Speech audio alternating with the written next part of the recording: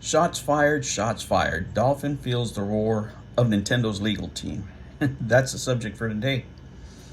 Let me tell you guys, Nintendo is notoriously litigious.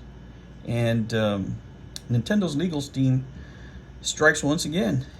And now everybody's feeling Bowser's roar, right? There's a few things that send shivers down the spines of a lot of developers, right? One of them is poor game sales.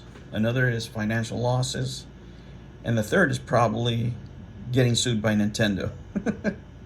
Because they can sue you into silence, even if they're not in the right. If somebody has enough, resources, they can have you in court for decades and, just take all your profits away there.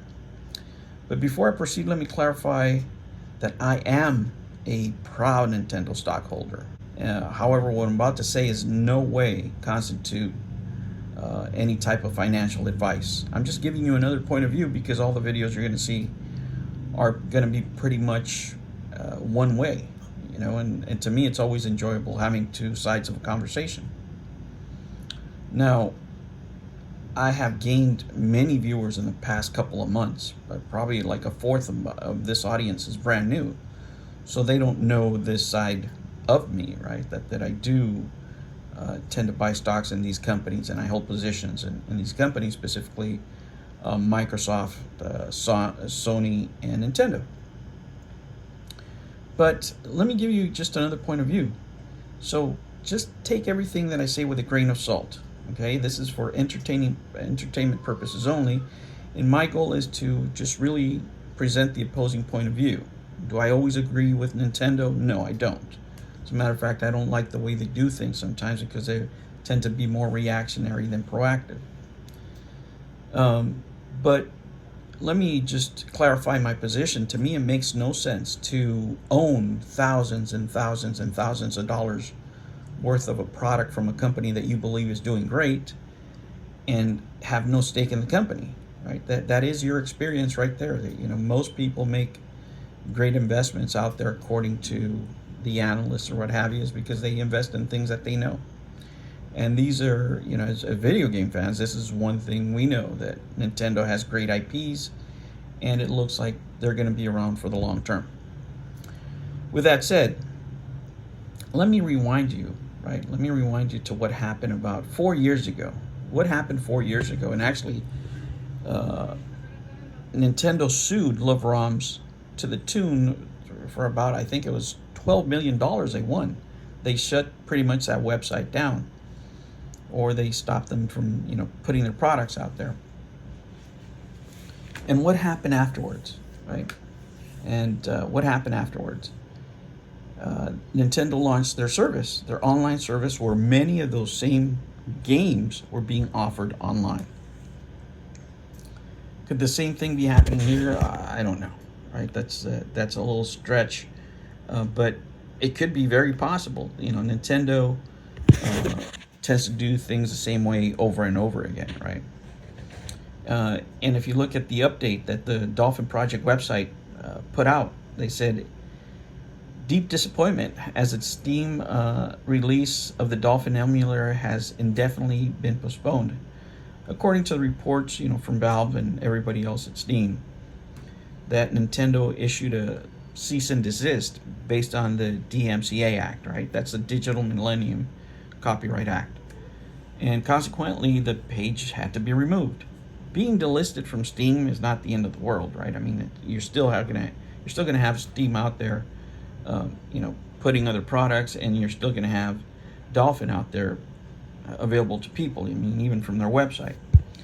But is the claim true? That's something that's yet to be determined. I guess that's going to be determined by the courts, whether or not Nintendo's claim has any validity, right?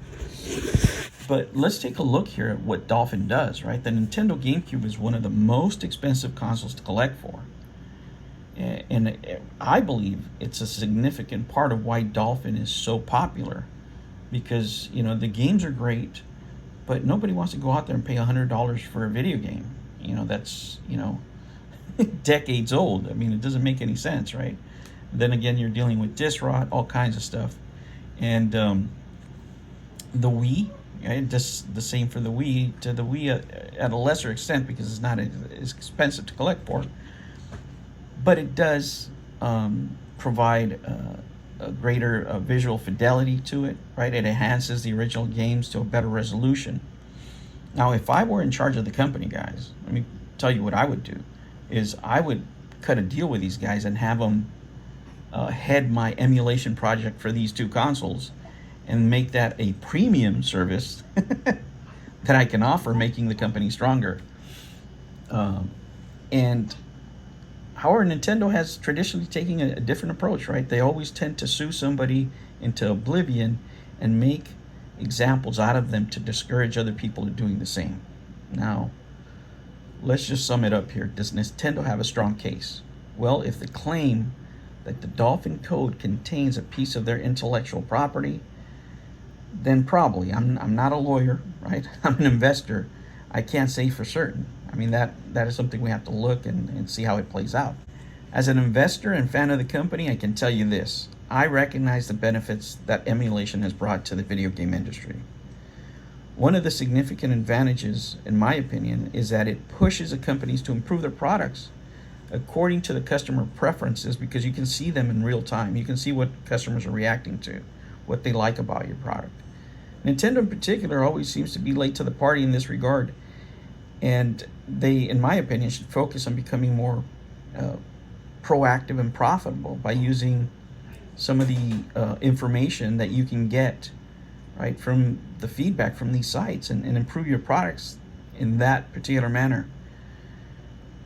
Could this legal action be a sign that Nintendo is preparing to offer the GameCube and Wii systems online, on the Switch online, or maybe in the next console? I don't know. I certainly hope so, because they are long overdue to deliver the people exactly what they want. And what they want is a more robust ecosystem where they can play all Nintendo games from every era and have them at their fingertips and offer that kind of service just like Xbox does. That should be the future of Nintendo. All right, guys, I'll catch you on the next one. Guys, I hope you enjoyed this video and I earned your subscription. Make sure to hit that like button. And if you'd like to, please subscribe. I'll catch you on the next one. Take care.